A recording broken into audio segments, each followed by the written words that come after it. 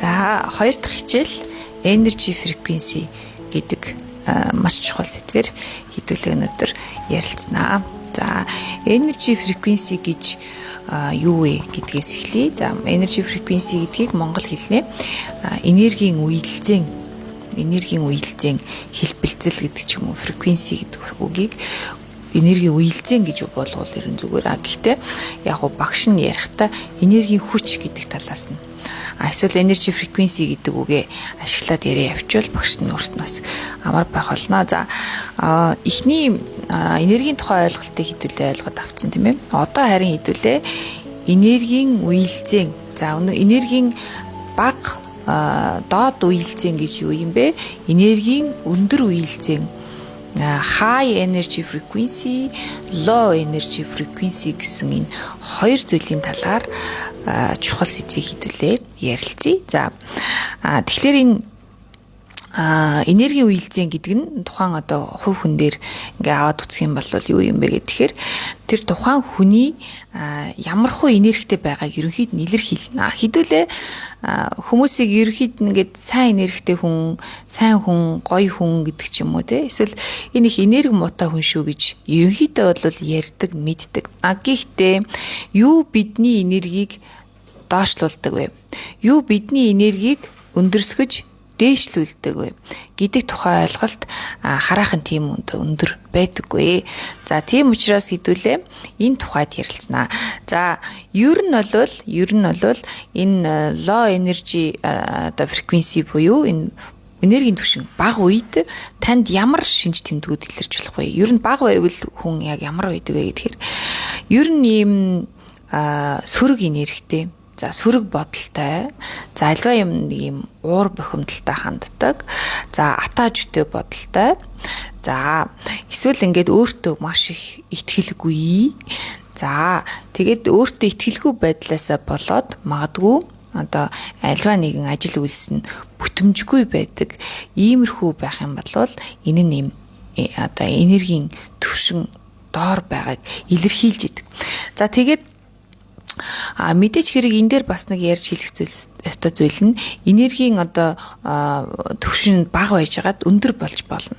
Энергийн түвшин өндөр байжгаад бас унаж болно. Энэ ийм тогтмол үзүүлэлт бол биш шүү. Гэхдээ хэрэв одоо ухаалаг эмэгтэйчүүд бол ухаалаг хүмүүс яадаг вэ гэхээр энергийн өндөр түвшин байх нь ийм одоо зүйлсийг хийх юм бол би өөрийгөө энергийн өндөр түвшинд байлгаж чадах юм байна гэдгийг ойлгоцсон хүн учраас тэр энергийг унаад байсан ч тэр тухайн үедээ өсгөөд ингээ явцдаг гэсэн. Жишээ нь одоо эрүүл хооллохоо мэддэг хүн зарим нэг тохиолдолд жин нэмэгдсэн ч гэсэн буцаад өөрийнхөө хэвийн жингээ олцдогтой нэг ийм адилхан ийм одоо зүй тогтол явж байгаа. Өөрөөр хэлэх юм бол бид энергийн түвшнийг өндөр байлгах тухай нэгдүгээр энэ энергийн түвшний тухай ойлголтыг аваад хоёрдугаарт би яг ийм зүйлс алхмуудыг хийгээд өөрийнхөө амьдралын өдөр бүхнийг энергийн түвшингөө өндөр байлгах боломжтой юм байна гэдгийг мэдээд тэр аргачлалуудыг өдөр болгон хэрэгжүүлээд байх тусмаа таны энергийн түвшин дээшээ ингээд нэмэгдээд явна гэдэг нь өөрөө гайхамшигтай байгаа шүү. Тийм учраас та хэд маань одоо багшигаа одоо энергийн түвшин багтаа үед яг ямар одоо зүйлс болдог вэ? Түвшингээ одоо ахиулахад одоо яг юу тохиолддог вэ гэдэг ч юм уу тийм.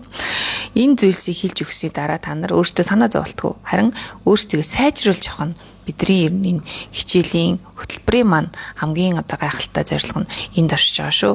Ингээд та нартай багш нэг юм юу хэлж өгье л доо. Одоо энергийн бага түвшинд, их түвшинд байгаа хүмүүсийн шинж тэмдэг. За бага түвшинд байгаа, энергийн бага түвшинд байгаа хүмүүс нь яа гэм бэ гэхээр түрний хэлдэг шиг өөртөө итгэлгүй. Нэг л тийм сул дорой энергитэй, сул энергитэй. Одоо хүчтэй гэдгийн эсрэг сул энергитэй. За тэгээд тийм гунигтай. Одоо баяр жавхаагүй тий баяртай тийм баяр баясгалантай биш эсрэгээрээ ийм гунигтай, ууртай тий.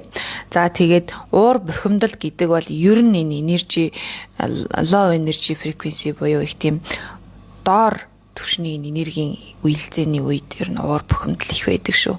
Тэгэхээр энэ ийм байдаг. Тэгээд энэ тим одоо шинж тэмдгүүд нь те өөртөө итгэлгүй байгаа учраас хүн яад юм бэ гэхээр үр дүнд нь юу болдгоо гэдэг бас чухал. Өөртөө итгэлгүй байгаа учраас тухайн альва нэгэн ажлыг одоо амьдралтай холбож ярих юм бол ажил хийхэд бүтлгүй болчдөг гэдэг ч юм уу. За хэрэг энэ өөрийн гэсэн итгэл үнэмшил хүч тий сул байгаа учраас альва нэгэн зүйлийн ард гарахтаа одоо таарах юм байдаг. Альва нэгэн зорилгыг эхлүүлээд дуусгах чадахгүй байдаг гэд энэ бүхэн чинь бидний өдөр тутмын амьдралтай шууд холбоотой байна гэдгийг онцгоос анхаарсан сорой. За тэгээд энэ одоо уйтгар гонигтай тий уур уцаартай ийм энергитэй байгаа учраас үр дүнд нь эргээд эргэн тойронд нь одоо ийм эргэн тойрондоо бас яг тийм энергитэй хүмүүсийг дууддаг. Тэгээд ерөнхийдөө ингээд өөрийгөө азгүй юм шиг тий за одоо ингэж мэдэрдэг ийм зүйлс ингэж ажиглагддаг байх нэ. За тэгээд хэрвээ ямар хүмүүсийг бид нэр энергийн өндөр түвшинтэй байгаа хүмүүс гэж ингэж урьдчилсан байдлаар дүгнж болох вэ гэдэг ингэхээр за ерөнхийдөө өөртөө маш гоё итгэлтэй инээмсэгэл тодруулж явдаг. За хажууд нь байхад ийм дулаан тэр энерги нь мэдрэгдэж идэг. За хайраар ингэж бэлгсэн, гэрэл цацруулсан, өөртөө маш их итгэлтэй. Мөн дээрэс нь бусдыг шүүмжлэх биш харин илүү хайрлахыг илүү үздэг. За бусдын сайн сайхан талыг олж хардаг гэдэг ч юм уу ийм шинж тэмдгүүд илэрдэг. Энэ шинж тэмдгүүд нь тэр хүмүүсийг ямар үр дүнд хүргэдэг гэж тэр хүмүүстэй харилцахдаа амжилттай харилцдаг, өөрийнхөө хийж бүтээж буй зүйлийг үр бүтээлтэй хийж дуусгадаг.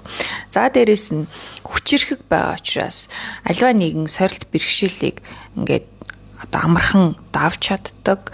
За тэгээд хамгийн гол нь аз жаргалтай ийм энергийг цацруулж идэг ийм хүмүүсийг бид нар яаж юм гэхээр high energy frequency байгаа хүмүүс гэж хэлээд байгаа. Тэгэхээр одоо бидний хамгийн гол зорилго энэ хичээлийн зорилго нь та бүхнийг энэ группт байгаа одоо бүсгүйчүүдтэй би энэ яаж өөрийгөө гоё high energy түвшинд байлгах вэ? Тэгээ high energy level түвшинд ингээд өөрийгөө байлгаснараа таны хүртэх ёстой зүйл нь одоо амжилт, аз завшаан, тэ одоо бусдаас ирэх маш их одоо хязгааргүй хайр, тэгээ дэлхийн ертөнцөөс өөрийгөө зүрх сэтгэлийг нээж, өөрийгөө ингээд дэлхийн ертөнцөд нээж өгснөрөө дэлхийн ертөнцөөс маш их тийм бэлэг, тэ одоо хүртэх эд баялагийг өөртөө дуудах гэх мэтчлэн ийм гайхамшигтай юм үр дүнгууд байдаг учраас багш та нартай зориулаад одоо яаж өөрийнхөө энергийг одоо high level буюу энэ өндөр түвшинд байлгах вэ гэдэг талаар зөвлөгөө өгье. За энергийг одоо яаж өндөр түвшинд байлгах вэ гэдгийг би хэдүүлээ ер нь энэ хөтөлбөрийнхээ туршид ер нь ярина. Гэхдээ та нарт ерөнхий мэдээлэл болгож хамгийн гол чухал зүйлсийг одоо дурдж өгье. За ер нь хүн өөрийнхөө энергийн түвшинг өндөр байлгахын тулд хамгийн гол нь биедээ зөв хоол идэхээс өгөхөөс эхэлнэ. За бүр ингэж яригдэн штэ. Одоо ингээд зөвхөн энергийн түвшний юм ярангуудаа бид нэр бодол санаагаа л хянах юм байна гэдэг ч юм уу те. Эсвэл зүрх сэтгэлээ анхаарах юм байна биш. Энэ эргээ таны биетэй шууд холбоотой гэдэг хэсэг нь одоо орж иж байна. За яах вэ гэхээр та өөрийнхөө биед хангалттай нойрыг өгөх хэрэгтэй, хангалттай шим тижээлтэй зөв хоол хүнсийг өгөх хэрэгтэй. Ингэснээрээ та одоо өөрт хөнгөн мэдэрч энэ бие ядрангуй бол сэтгэл санаа дагаад ундаг. Би одоо ийм ирч хүч дүүрэн байвал таны сэтгэл зүй дагаад ингэж гэрэлтэж одоо баяр жаргалаар дүүрч ирдэг тийм ээ. Тэгэхээр бие сэтгэл хоёр чинь нэгт холбоотой гэдэг зүйлийг бас анхаарсансаар. Тэгэхээр өөрийнхөө энергийн түвшнийг маш гоё өндөр байлгахын тулд та бүхэн өнөөдрөөс эхлээд өөрийнхөө биед хамгийн шим тижээлтэй байж болох, хамгийн сайхан одоо шингэцтэй, шим тижээлтэй болж игвэл энэ аль болох тийм ээ аль болох түүнээс шууд одоо махнаас гараараа гэж байгаа юм биш шүү. Аль болох махыг одоо баг хэрэглэж, ургамал, жимс, үр тариа. За тэгээд мөн дээрээс нь одоо ногоо маш ихээр хэрэглэх нь өөрөө таны энергийн энэ үйлзээнд чухал үүрэгтэй юм а гэдгээ багш нь хэлж өгөө. За хоёрдугаарт нь миний бүсгүйчүүдээ бүгдээрээ энэ байгальтай их ойрхон байх хэрэгтэй. Хүн гэдэг байгалийн амьтан анхнаасаа олон зуун жилийн өмнө хүн байгаль дээр л амьдардаг байсан. Бид өдөр тутам ингээд хөгжих явцтай байгалаас үргэлж холддог. За өмнө нэг давхар байшинд байжгаад гэрээсээ гараад байгальтай харьцдаг байсан бол одоо 10 давхар 20 давхар байшин бараг гэрээсээ гарахгүй нэг орцсон бол зөвхөн ажилдаа явах гэж гардаг гэдэг ч юм уу. Маш олон зүйл дээр бид нар байгалаас өдөр болгон холдож байгаа. Энэ нь эргээд төрлөх өгөгдөл гэсэн юм байна шүү дээ. Тэр нь ингээд та байгальтай ойрхон байх хэрэгтэй. Байгалаас нарны энерги авах хэрэгтэй. Бүр хөл нүцгэн алхаж байгальтай газрын хөрсөд та хөл нүцгэн байдлаараа биеэрээ ингэж холбогдох ёстой гэдэг юм уу, ийм маш нарийн зүйлс байдаг. Гэхдээ эхний ээлжинд бидний одоо хэрэгжүүлж болох зүйл нь аль болох байгальд гар. Гэртээ бүгээд авах шаардлагагүй. Өглөө ядаж гарч алхах хэрэгтэй. За сайхан одоо амьтадтай харилцах хэрэгтэй. Болж өгвөл 7 хонд 1-2 удаа ингээд хотоос ингээд гарах хэрэгтэй. Таны боломж юу вэ? Тэрийг л хий гэсэн үг. Түүнээс биш заавал одоо ингэ тэг гэсэн юм байхгүй. Гол нь байгальтай ойрхон бай. Ургамалтай ойрхон бай. Амьтантай ойрхон бай. Энэ нь эргээд таны энергийн түвшинг ахиулж сүнслэг байдлыг нэмэгдүүлэхэд маш чухал үүргийг гүйцэтгэдэг.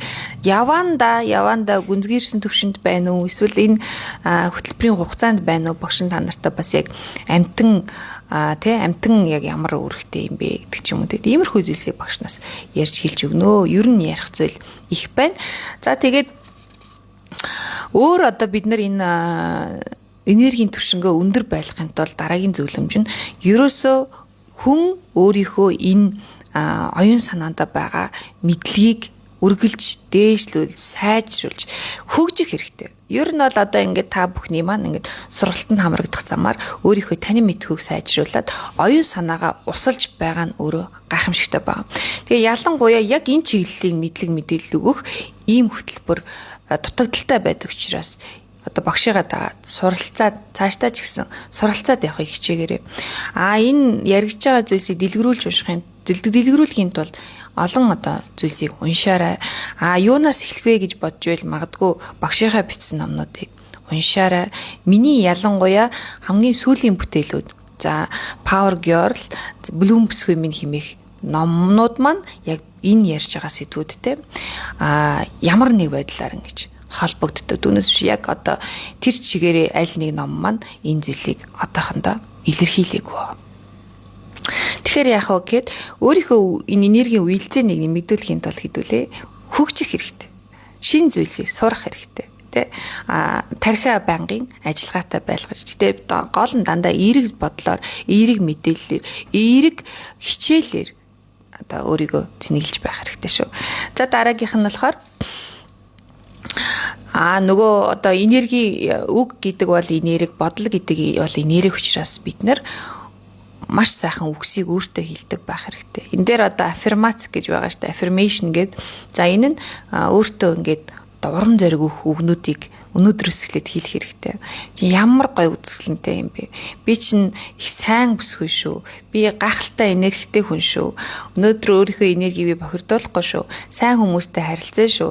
Эргээд би ингээд маш гоё юм сайхан энергитэй хүмүүсээр би хүрээлэгдэх ёстой хүн шүү гэд энэ бодлоосоо ахуулаад үйлдэлээсээ одоо өксүүлээд ингээд өөрийнхөө амьдралыг өөрчлөн хэдүүлээ. Гол нь энэ сургалтанд суугаад өөрийнхөө энэ майндсет буюу одоо үзэл бодол хандлага бүх зүйлийг багаар түүнээс огцон өөрчлөгдөнө гэж хүмүүгээс байхгүй. Гэхдээ багш нь хичээн та хэдийгээ ямар ч байсан энэ майндсетийг та хэдийнхээ хандлагыг энэ мэдлэгийг дараагийн түвшинд аваачихыг хичээнэ.